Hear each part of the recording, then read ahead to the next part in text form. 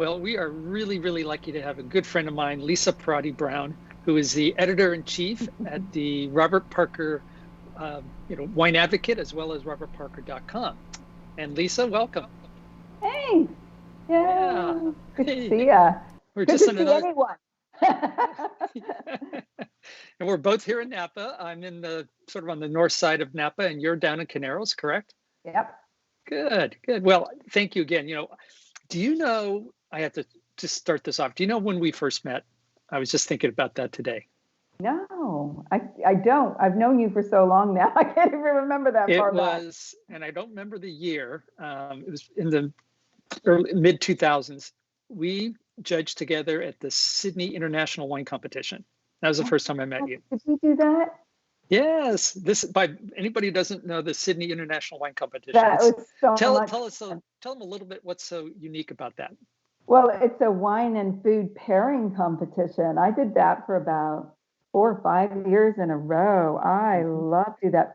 First of all, I have to say it's up in the Blue Mountains of Australia, which is just a beautiful part of Australian mountains over Sydney. And it was just so fantastically run, where you would get wines from all over the world, but mainly Australia, and all of these fantastic, really good food dishes, and you would judge the wine based on how compatible it was with food. And I thought it was a really interesting exercise. And again, coming into what I would eventually get into doing, which is mainly reviewing wines and wine criticism. It gives you that perspective as well, because you constantly have to have in your mind that there's a whole bunch of purposes that wine serves, and you kind of have to hold them all in your mind when you're looking at wine and judging it, or evaluating it critically for a publication. Right, good.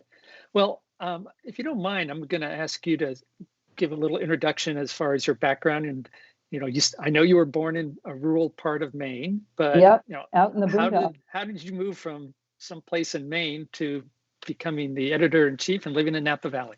Well, I went to Colby College in Maine, and we had a junior year abroad program. I should say I studied English literature and performing arts at Colby, and there was a program where we could go to London and study for a year, mainly Shakespeare, but also acting courses and all sorts of English literature, basically.